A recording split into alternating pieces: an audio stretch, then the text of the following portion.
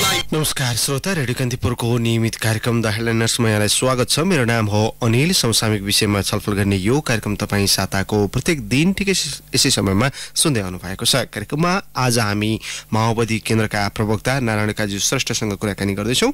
प्रतिनिधि सभा पुनर्स्थापना भइसकेपछि सत्ता समीकरणमा देखिएको जटिलता, माओवादी केन्द्रले सरकारलाई दिएको समर्थन, आगामी सत्ता समीकरणका विषयमा आज हामी छलफल गर्दैछौँ। कुराकानीका लागि आजका अतिथि नारायण काजी श्रेष्ठ अहिले हाम्रो टेलिफोन सम्पर्कमा आइसक्नु भएको छ। कार्यक्रम सुन्दै जाँदा आजको अतिथिसँग तपाईँलाई कुनै प्रश्न वा जिज्ञासा राख्न मन लागेमा हाम्रो स्टुडियोको टेलिफोन नम्बर 5541 टेलिफोन नम्बर पुनः एकपटक 5541 मा राख्न सक्नुहुन्छ। कार्यक्रमको दौरान मोटिसकेका प्रश्नलाई कृपया नटिपाउनुहोला।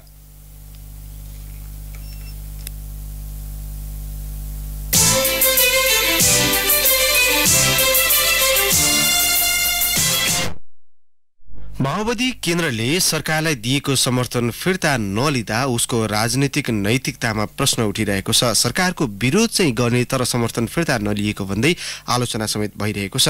सर्वोच्चले पार्टीलाई पूर्ववत अवस्थामा फर्काइदिएपछि माओवादी केन्द्र राजनीतिक र कानुनी दुवै हिसाबले कठिन परिस्थितिबाट गुज्रिरहेको छ।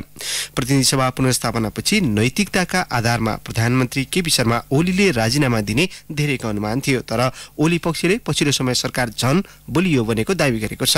कानुनी र राजनीतिक हिसाबले प्रधानमन्त्री ओलीले नैतिकता गुमाइसकेको भन्दै माओवादी केन्द्रले सडक र सदनबाट भने पटक पटक प्रधानमन्त्रीको राजीनामा माग्दै आएको छ। प्रतिनिधि सभा पुनर्स्थापना पछि अग्रगमनको नेतृत्व गरेको दावी गर्ने माओवादी केन्द्रले सरकारलाई दिएको समर्थन फिर्ता र अविश्वासको प्रस्ताव चाहिँ किन ल्याउन सकेको छैन? सरकारको सबैभन्दा ठूलो विरोधी तर समर्थन फिर्ता नलिनु राजनीतिक हिसाबले माओवादी केन्द्रले पनि नैतिकता गुमाएको विश्लेषकहरू बताउँछन्। सत्ता राजनीतिमा माओवादी केन्द्र अब कसरी अगाडि बढ्छ? उसले के साँच्चै राजनीतिक नैतिकता गुमाएको हो? कार्यक्रममा आज हामी यिनै विषयमा केन्द्रित हुनेछौँ। कुराकानीका लागि आजका अतिथि माओवादी केन्द्रका प्रवक्ता नारायण काजी श्रेष्ठ अहिले हाम्रो टेलिफोन सम्पर्कमा आइसक्नु भएको छ। प्रवक्ताज्यू हजुर नमस्कार, स्वागत छ तपाईँलाई कार्यक्रममा। नमस्कार, धन्यवाद। तपाईँलाई बधाई पनि छ है, पत्रकार महासङ्घको निर्वाचित हुनुभयो रहेछ एउटा उसमा। यो प्रतिष्ठान शाखाको हाम्रो सानो। हजुर, प्रधानमन्त्री केपी ओलीलाई समर्थन नै छ होइन तपाईँहरूको आजका दिनसम्ममा?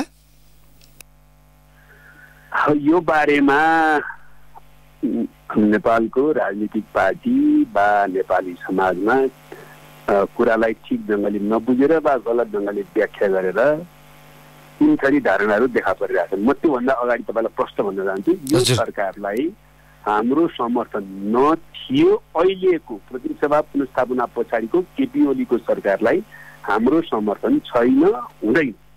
अब यो बारेमा तपाईँलाई प्रश्नताका निम्ति म के भन्न चाहन्छु भने हामीले अहिले निर्वाचन पछाडि, आम निर्वाचन पछाडि त्यो बेलामा पार्टी एकता भएको थिएन, दुईटा पार्टी थियो। दुईटा पार्टीको औपचारिक निर्णय गरेर लिखित रूपमा हामीले बुझायौँ कि हामी नेकपा एमालेको अध्यक्ष दलको नेता केपी ओलीलाई प्रधानमन्त्रीको निम्ति समर्थन गर्छौँ भनेर। त्यतिखेर हाम्रो संयुक्त सरकार बन्यो। त्यसपछि हामीले अर्को लेखेर दियौँ। हामीले जब हाम्रो पार्टी एकता भयो 75 जेठ 3 गते हामीले लेखेर दियौँ कि हाम्रो पार्टी एकता भयो भनेर निर्वाचन आयोगलाई पनि सङ्घीय संसद सचिवालयलाई पनि। त्यसपछि त्यो 76 मा को सरकारमा परिणत भयो भनियो। त्यस पछाडि अहिले हाम्रो सर्वोच्च अदालतको महान वैज्ञानिक जस्ता देखिने न्यायाधीशहरूको एउटा बेन्चले यही फैसला गर्यो, आदेश दियो कि अब यो नेपाल कम्युनिस्ट पार्टी नेकपा चाहिँ नेपाल कम्युनिस्ट पार्टी माओवादी केन्द्र नेकपा एमालेमा विभाजित भयो भनेर। यसबारे म अहिले कुरा गरौँला। त्यस पछाडिको नेकपा एमालेको केपी ओलीको सरकार जसले राष्ट्रघाती पनि काम गरेको छ, जसले नेपालमा प्रतिगमन लाग्ने दुस्साहस गर्यो, जसले नेपाली कम्युनिस्ट आन्दोलनलाई विसर्जनको दिशातिर धकेल्ने कुचेष्टा गर्यो, र जसले जनादेशलाई अवमूल्यन गर्यो, र जसले जनताको सामाजिक आर्थिक रूपान्तरणमाथि वज्रपात गर्यो, त्यो सरकारलाई हाम्रो कहिले पनि समर्थन छैन, रहेको छैन। पहिलो कुरा। दोस्रो कुरा, अब यहाँ चर्चा परिचर्चा भइराखेको छ। धेरै प्रश्न छ, समय एकदमै कम छ, एकदमै स्पष्ट छोटो छोटो जवाफको अपेक्षा पनि गर्छु है आज तपाईसँग। समर्थन फिर्ता दिने कुराको हकमा जो चर्चा भइरहेको छ त्यसमा पहिलो कुरा हामी यो भन्न चाहन्छौँ। दोस्रो कुरा यो 3 प्रवृत्ति छन्। एउटा आफू निर्णय गर्न सक्दैनन्, अविश्वासको प्रस्तावमा जाने वा के गर्ने भनेर त्यसको चाहिँ बाट पन्छनको निम्ति यो काइती तर्स गरिराखेका छन् एउटा। दोस्रो सामान्य जनसाधारण छन् हो कि भनेर अदालतको फैसला पछाडि भन्ने। तेस्रो चाहिँ यस्तो तर्क गरेर केपी ओलीलाई समर्थन र सहयोग पुर्याउन चाहनेहरू छन्। त्यो 3टा कुरा म भन्न चाहन्छु। जहाँसम्म हाम्रो कुरा छ हाम्रो समर्थन थिएन छैन, हामी चाहिन्छ भने विदिन ए मिनेट यो सरकारलाई हाम्रो समर्थन फिर्ता होइन समर्थन रहेको छैन भनेर लेखिदिन्छौँ। तर हामी के चाहन्छौँ भने यो राजनीतिक परिस्थितिमा अन्यलताको स्थिति नहोस्, देशमा प्रतिगमन लाग्ने जो षड्यन्त्र भयो त्यो समाप्त त्यो विषयमा पनि आउँछु। पहिले समर्थनको विषयमा अझै स्पष्ट पारिदिनु। सर्वोच्चको म भन्दैछु कि त्यसकारणले हामी चाहन्छौँ कि सकेसम्म अर्को वैकल्पिक सरकार बन्ने सम्भावनालाई सुनिश्चित गरौँ, त्यति मात्रै हो होइन। अब त्यसकारणले गर्दाखेरि हामीले नेपाली काङ्ग्रेसलाई चाहिन्छ, जसपालाई चाहिन्छ भनेर अहिले मैले बिहानै गरेर लेखेर दिन्छु। नीति खाली राखेर हाम्रो यो सरकारलाई समर्थन रहेको छैन भनेर तपाईँले जुन बेलामा 2टा अवस्थामा एउटा अविश्वासको प्रस्तावको हामी समर्थन गर्छौँ वा अविश्वासको प्रस्ताव लैजान्छौँ भनेर जुन दिन भन्नुहुन्छ त्यसको 15 मिनट 5 मिनट अगाडि त्यो बुझाइदिनुहोस् तपाईँहरूले नै। दोस्रो तपाईँहरू चाहिँ अविश्वासको प्रस्तावद्वारा यो सरकार बनाउँदैन, हामी केपी ओलीलाई समर्थन गर्छौँ वा केपीकै सरकारमा जान्छौँ भन्ने निर्णय गरेको दिनमा पनि हामी कुनै पनि बेला त्यो बुझाइदिनुहोस्। प्रवक्ताज्यू जस्तो मैले एकदम प्रष्ट छौँ। हजुर, मैले जान्न खोजेको थिएँ जस्तो सर्वोच्चको फैसलापछि 2075 जेठ 2 गतिको अवस्थामा जुन तपाईँहरूले चाहिँ सरकारलाई लिखित रूपमा समर्थन दिनुभएको थियो, पछि पार्टी एकीकरण भइसके पछाडि स्वतः 2000 संविधानको धारा 76 को 1 अनुसार सरकार बन्यो। सबैको फैसलापछि स्वतः रूपमा यो सरकार 2 मा परिणत भइसक्यो। तपाईँहरू अहिले एमाले र माओवादी केन्द्र बन्ने सरकार बनेको छ। यो बेलामा अब तपाईँहरूले समर्थनै गरेको देखिन्छ नि होइन होइन कानुनी हिसाबले अन्तर्गत मतलब यो सर्वोच्च अदालतको 5 जनाको बेन्चले चाहिँ यो सरकारलाई 76(1) भनेको होइन। त्यसपछि 2 जनाको अर्को महान वैज्ञानिकहरूको बेन्चले चाहिँ 76(2) भनेको छ। अनि त्यस पछाडि हाम्रो पार्टी विभाजन भएपछि पहिलो कुरा त संविधानको धारा 100 जुनसुकै कारणले विभाजन होस्, हामीले आफूले विभाजन गरेनौँ, अदालत मार्फत विभाजन गराइयो, त्यो आफ्नो ठाउँमा छ। जुनसुकै कारणले भए पनि संविधानको धारा 100 को उपधारा 2 ले पार्टी विभाजन भइसकेपछि 76(1) मा पार्टी एकताबद्ध थियो। पछि चाहिँ 76(2) भनेर त यो 2 जना महान वैज्ञानिकहरू को अदालतले बेन्चले भन्यो। सर्वोच्चको अदालतको निर्णयलाई त फैसलालाई त तपाईँहरू मान्नुहुन्छ होला। यदि सर्वोच्च मानेर क्रियान्वयन गरे तर विरोध गर्न पाइँदैन भन्ने होइन। महान वैज्ञानिकहरूको जे मनलाई त्यही गर्दा चाहिँ हामी आपत्ति जनाउँदैनौँ, विरोध गर्दैनौँ भन्ने होइन। कानुनी हिसाबले चाहिँ के देखियो भने प्रधानमन्त्री केपी ओलीलाई तपाईँहरू आफै काँध हालिरहने, सडक र सदनमा बसेर राजीनामा पनि मागिरहने, रोइलो गरिरहने, अनि नैतिकताको पाठ पनि तपाईँहरू नै सिकाइरहने प्रधानमन्त्रीज्यूलाई भन्ने जस्तो पनि देखियो बाहिर। बिलको मैले भने 3टा प्रवृत्ति छ यसमा। साधारण छ जसलाई भ्रम छ, एक थरीहरू चाहिँ विदेशी र यहाँभित्रको तत्त्वहरू जो केपीलाई नै समर्थन भइराखोस् प्रकारान्तरले भनेर हामीलाई उत्तेजित गराउँदैछन्। अर्को थरीहरू छन् आफ्नो राजनीतिक निर्णय गर्न नसक्ने, त्यसको दोष चाहिँ हामीलाई लगाएर पन्छन खोज्छन्। त्यसैले हामीले भनेका छौँ केपी ओलीको सरकारमा जानु छ भने नेपाली काङ्ग्रेस जसपाले निर्णय गरे हुन्छ, उसलाई समर्थन गर्नु छ भने निर्णय गरे हुन्छ। अनि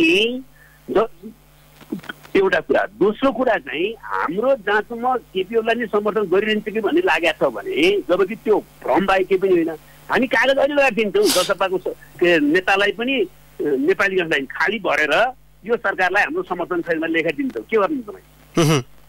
याद कुरा गरेर हुन्छ भनेको अबको सत्ता समीकरणमा अङ्कगणितीय हिसाबले नै तपाईँहरू पनि कमजोर हुनुभयो। हजुर, प्रतिगमनको खतरा कायम भएकै कारणले हामी के चाहन्छौँ भने यो सरकार अर्को बनोस् र यो संसद चाहिँ को अवधि सुनिश्चित होस् भन्ने चाहन्छौँ। कुरा त सिधा छ नि, सिधा कुरालाई घुमाएर हुन्छ।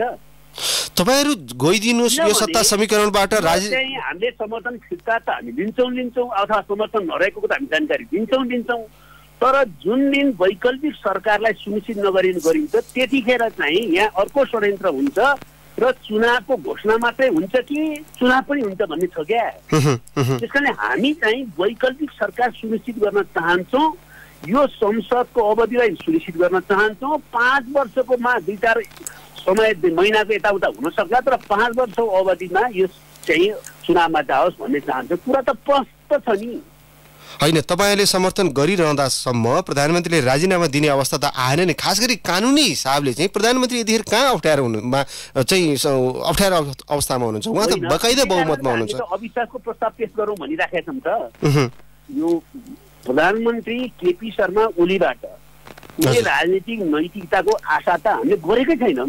हामीले त आफ्नो दायित्व पुरा गरेको तपाईँले राजीनामा दिनुपर्छ भनेर, तर हामीले त्यो अपेक्षा गरेका छैनौँ। उहाँलाई अविश्वासको प्रस्तावबाट नै हटाउनुपर्छ, अर्को सरकार सुनिश्चित गर्ने हो भने होइन। अविश्वासको प्रस्ताव पेश नगर्ने हो वा पारित नगर्ने हो नेपाली काङ्ग्रेस र जसपाले भने आज भोलि कहिले हुन्छ हामी पर्खनै तयारै छैनौँ। अब निर्णय गरोस्, निर्णय गरेर उहाँहरू चाहिँ जुन दिनमा अविश्वासको प्रस्ताव पेश नगर्ने वा पारित नगर्ने निर्णयमा पुग्नुहुन्छ, 1 सेकेन्ड पनि ढिलो नगरिकन हाम्रो पत्र जान्छ कुनै यो सरकारलाई हाम्रो समर्थन भएको छैन भन्ने कुरा पुनः जानकारी गराउन चाहन्छौँ भनेर होइन। उहाँहरू चाहिँ अविश्वासको प्रस्ताव राखौँ र अर्को सरकार बनाऊ भनेर औपचारिक रूपमा निर्णय गरेर आउनुहुन्छ भने हामी सही गर्न तयार छौँ। त्योभन्दा अगाडि 5 मिनट अगाडि हामी मिलाइदिन्छौँ। अविश्वासको प्रस्ताव ल्याउन किन तपाईँलाई गाह्रो भइरहेछ? जटिलता चाहिँ के छ? अविश्वासको प्रस्ताव ल्याएर 1 वर्ष अविश्वासको प्रस्ताव पेश गर्न नपाउने मात्रै बनाउने हो तपाईँको चाहिँ भनाइ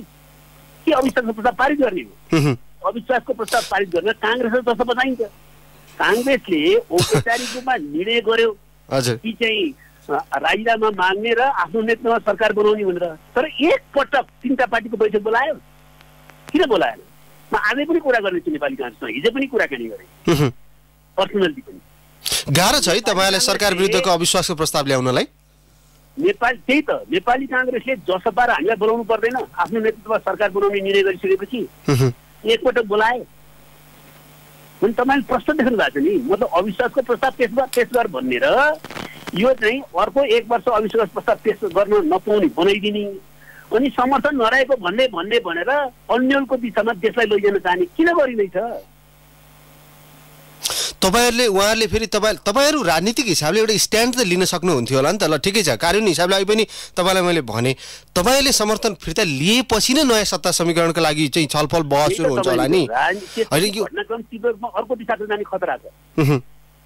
उहाँले विश्वासको मत लिन खोज्नुहुन्छ, विश्वासको मत पाउनुहुन्न वा उहाँले सुनियोजित ढङ्गले राजीनामा दिनुहुन्छ, त्यसपछि 76-3 मा लैजाने राष्ट्रपतिले जुन भूमिका निर्वाह गर्नुभएको छ त्यसले गर्दाखेरि 76-3 मा तुरुन्तै लैजाने र आफ्नै सरकार बनाउने, त्यसपछि विश्वासको मत नलिने र चुनाव घोषणा गर्ने तर चुनाव नगर्ने षड्यन्त्र देशमा भइरहेको छ भन्ने कुरा अलिकति आँखा खोलेर दिमाग भएको मान्छेले बुझ्नु पर्दैन? तपाईहरु आफैले यस्तो कानुनी झन्झट, यस्तो अप्ठ्यारो कानुनी व्यवस्था किन यस्तो जकडिएको व्यवस्था भयो? अप्ठ्यारो होइन, संविधानले ठिक गरे। तर संविधानलाई लागू गर्न पोलिटिकल लिडरसिपमा डेमोक्रेटिक आउटलुक, लोकतान्त्रिक दृष्टिकोण, नैतिकता, आचार संस्कृति चाहियो नि। न प्रणाली आफै लागू हुन्छ र त्यो प्रणाली राम्रो भए पनि त्यो प्रणालीलाई क्रियान्वयन गर्ने नेताहरू संविधान मान्दैन भन्दा के गर्नु? संविधानको कुनै धाराले दिएको थियो प्रतिनिधि सभा चाहिँ विघटन गर्ने अनि त्यहाँ के संविधानले बाधा दिया हो र? संविधानले ननिर्णय नै पर्यो बाबा। राजनीतिक प्रश्न त आफ्नो अहिले यो चाहिँ चैत्र 23 गते भित्रमा अनिवार्य रूपमा विश्वासको मत दिनु पर्ने थियो यो संविधान अन्तर्गत माले, किनभने जुनसुकै कोणबाट होस् अदालतले गर्यो अथवा कसले गर्यो हाम्रो पार्टी एकीकृत भएन। यहाँनिर अलिकति अल्झन भयो क्या प्रवक्ताज्यू, जस्तो तपाईँले अब विश्वासको मत दिनु पर्थ्यो भन्नुभयो। हजुर, उपधारा 2 तपाईँले पढेर भन्नु पर्यो नि। उपधारा धारा 100 पढ्नु भएको छ, तर 76(2) लाई पनि त व्यवस्था गर्न मिल्दैन होला नि त। उपधारा 2 पढिरहँ 100 को उपधारा 2 पढिरहँदाखेरि के व्यवस्था गर्न मिल्दैन? 76 को 2 लाई पनि त व्यवस्था गर्न मिल्दैन होला नि त। तपाईहरु त स्वाभाविक रूपमा 76(2) मा आइसक्नु भएको छ। 76 को 2 त अदालतले भन्यो, तर कस्तो आधारमा भन्यो? कार्यान्वयन गर्न सक्नुहुन्न तपाईहरु 76 को 2? 100 को उपधारा 2 लागू हुनुपर्छ। हाम्रो एकीकृत पार्टी थियो, सरल आँखाले हेर्नु पर्यो नि। एकीकृत पार्टी थियो, 2टा पार्टी बनाइदियो। 2टा पार्टी भएपछि पार्टी विभाजित भयो। विभाजित भएपछि चाहिँ 100 को 2 अन्तर्गत विश्वासको मत एकीकृत पार्टीलाई त मान्यतै दिएन सर्वोच्च अदालतले। यो पार्टी तपाईहरुको एकीकृतै भएको होइन, पूर्ववत अवस्थामा हो भनेपछि कसरी एकीकृत भयो? तपाईहरुको त नेकपालाई नै उले बेन्चले कसरी फैसला गरे? राष्ट्रपतिको चाहिँ उले 76(1) कसरी फैसला गरे? 76(1) भनेर राष्ट्रपतिले औपचारिक रूपमा लेख्ने अनि अदालतको 5 जनाको बेन्चले 76 एकै सरकार हो भन्ने अनि 2 जनाको बेन्चले जीवनलाई चाहिँ भनेर हुन्छ। हामीले आदेश चाहिँ कार्यान्वयन गर्यौं तर लजिकल हुनु पर्यो नि 102 आउनै पर्छ यो सरकार। प्रवक्ताज्यू, जस्तो तपाईले राजनीतिक कानुनी हिसाबले गर्ने लडाई आफ्नो ठाउँमा होला, राजनीतिक हिसाबले जनताको नजरमा हेर्ने हो भने सत्तारूढ एमाले र तपाईहरु अब सत्तारूढ नेकपा माओवादी केन्द्र दुवै उस्तै बराबरै हुनुहुन्छ हैन? जुन तपाईले प्रतिनिधि सभा निर्वाचनताका जनता समक्ष जुन वाचा गर्नुभयो, 5 वर्षको स्थिर सरकार, आर्थिक समृद्धि, विकासका जुन वाचा गर्नुभयो, यो सवालमा तपाईहरु दुवै दल चुक्नु भयो हैन? जनतालाई धोका भयो हैन?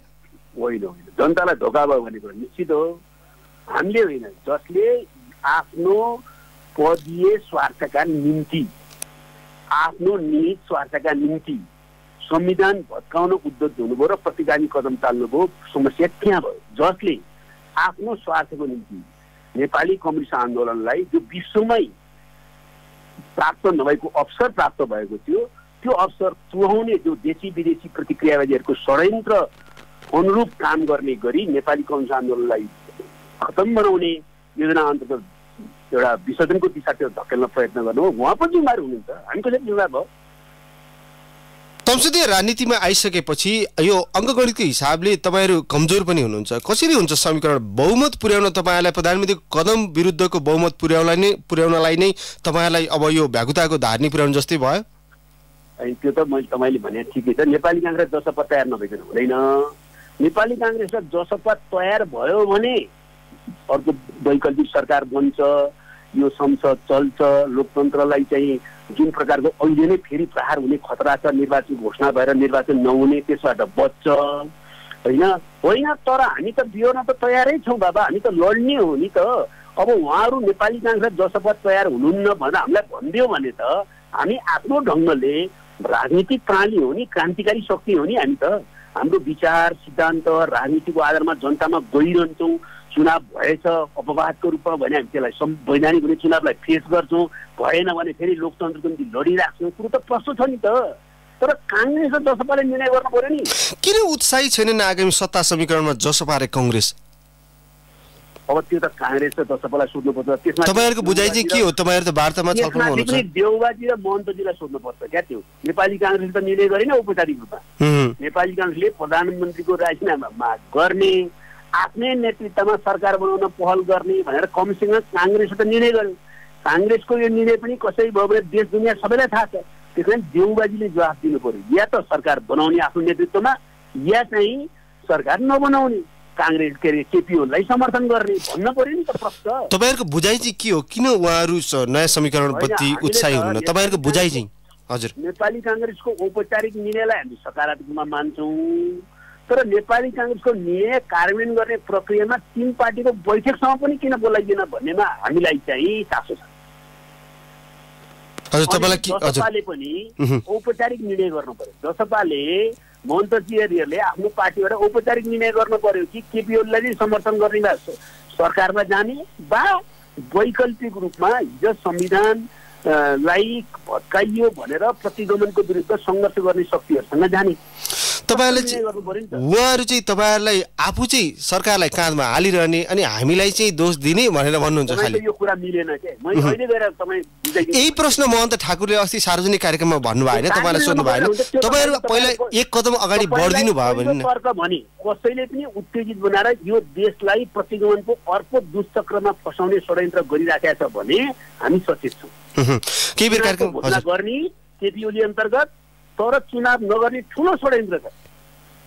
तपाईलाई सकेसम्म गर्न खोजेको के हो भने वैकल्पिक सरकार बनाऊ, हजुर, र संसद पनि चलाऊ, चुनाव पनि सुनिश्चित गरौँ भनेन हो।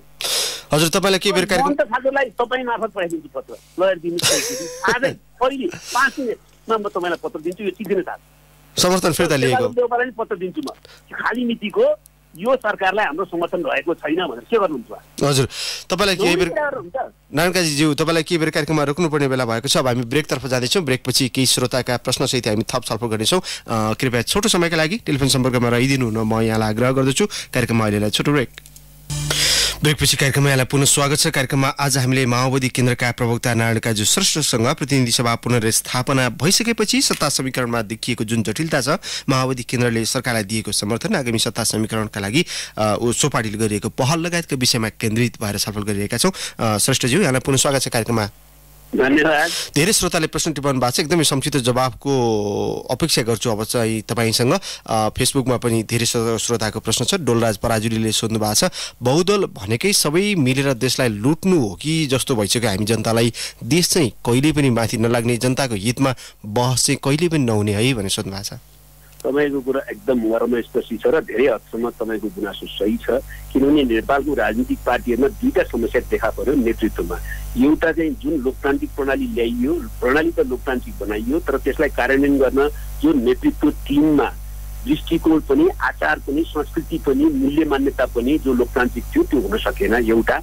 दोस्रो चाहिँ आफूलाई स्वार्थ पर्यो भने चाहिँ विदेशीको सामु घुँडा टेक्ने र विदेशीको नियन्त्रण गर्ने जुन प्रवृत्ति छ त्यसको शिकार हामी भइरहेका छौँ। तपाईँसँग धेरै हदसम्म सुनसरीबाट मुक्ति दाहालले, सप्तरीबाट दिलीप कुमार चौधरीले सोध्नु भएको छ, सत्ता समीकरण सत्ता मिल्दाखेरि सबै ठिक छ, पहिला सरकार गठन गर्दा एमालेसँग चोचो मोचो मिलाउँदाखेरि सबै ठिकै भएको थियो, अहिले पानी बाराबार जस्तै भएको छ, विषयमा मुद्दा मिलेको भए अहिले यस्तो आउँथेन, सत्ताकै राजनीतिले यस्तो बनायो है मुलुकलाई भन्ने सोध्नु भएको छ।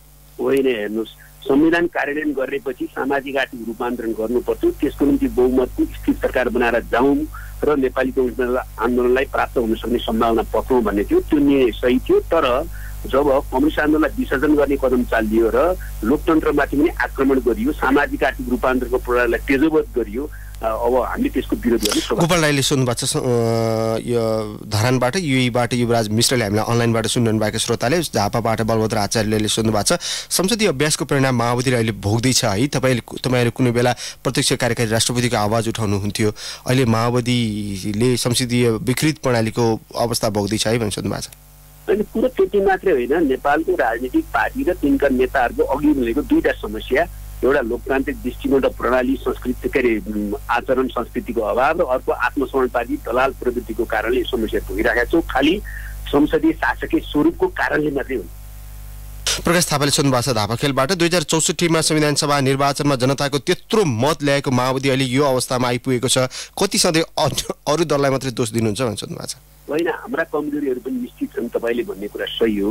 हाम्रा कमजोरीहरूको त्यो निर्मम आत्मसमीक्षा गरेर अगाडि नबढिकन हुँदैन, तब मात्रै हामी क्रान्तिकारी पार्टी निर्माण गर्ने र इतिहासले हामीमाथि सुम्पिएको दायित्व पुरा गर्न सक्छौँ, यो कुरा सही हो। तर मुख्य कुरा त अहिले समस्या चाहिँ राष्ट्रघाती र विसर्जनवादी र प्रतिगामी प्रवृत्तिको समस्या हो।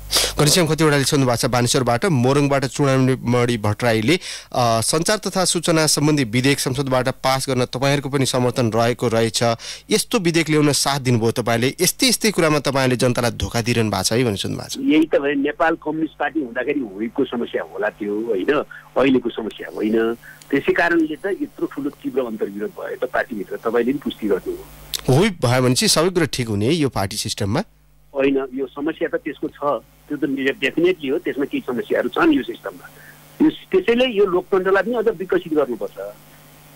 केन्द्रमा भएको विवाद अहिले प्रदेशहरूमा पनि देखिन थालेको छ, गण्डकी प्रदेशमा तपाईँहरूले, हजुर अब यो के हुन्छ, यो त निकै समस्या पो देखिन थाले त मुलुकमा। होइन, अब यो समस्या सिर्जना गर्ने कोडबाट नै यो कदम चालिएको, ठुलो योजना अन्तर्गत कदम चालिएको, त्यसको परिणाम देखिँदैछ होइन। यो देशलाई बर्बाद गर्ने चाहिँ योजना अन्तर्गत यो गरिँदैछ। तपाईँले अग्रगमनको नेतृत्व हामीले गरिरहेका छौँ भन्नुहुन्छ, तर अब यो जुन अविश्वासको प्रस्ताव लगायत अब कङ्ग्रेस र जसपासँग पनि तपाईँहरूको वार्ता छलफलले सार्थकता दिन सक्ला जस्तो देखिएको छैन, परिणाम के हुने केही सङ्केत देखियो? उहाँहरूले त्यो मतलब त्यो निष्कर्षमा हामी जब एक दुई दिनमा पुग्छौँ, काङ्ग्रेसले जब आफूलाई तत्पर पार्दैन वा जसपा पनि तत्पर हुँदैन र हामीलाई अब उहाँहरू तयार हुन्न भन्ने निष्कर्षमा भयो भने यो आन्दोलनलाई हामी यो नकारात्मक रूपमा चाहिँ घटनाक्रम अगाडि नबढोस् भनेर हामी सचेत हुन सक्नुसम्म भयौँ, तर हामी यो आन्दोलनलाई लामो समय राख्न सक्दैनौँ। जसपालाई नेतृत्व दिन सम्भव छैन महन्त ठाकुरलाई? नेतृत्वको बारेमा त नेपाली काङ्ग्रेसले अलि दाबी गरेको छ, हामी त बहुमतको अर्को सरकार बनोस् भनेका छौँ, त्यो सरकारको निम्ति हामी त सबै सम्भावनाहरूलाई खुला राख्छौँ। महन्त ठाकुरलाई पनि समर्थन गर्न सकिन्छ नेतृत्वमा? प्रस्ताव त कसरी राख्नु पर्यो, नेपाली काङ्ग्रेसको पार्टीले प्रस्ताव राख्यो, त्यस कारणले हामी त्यसलाई समर्थन गरेका छौँ, तर तीन पार्टीको बिचमा छलफल होस् न। परिणाममुखी हुने सङ्केत देखिएको छैन है? अहिलेसम्मको हेर्दाखेरि त्यति आशावादी हुने ठाउँ देखिया छैन। हामी फाइनल कुरा गर्छौँ नेपाली काङ्ग्रेस जसपासँग, उहाँहरूले फाइनल जवाफ दिनुपर्छ। कहिलेसम्ममा होइन, हामी 1-2 दिनभित्र बढीको कुरो सुनिश्चित छैन। सरसचिव, कार्यक्रममा समय दिनुभयो, आफ्नो विचार राखिदिनु भयो, यहाँलाई धेरै धेरै धन्यवाद।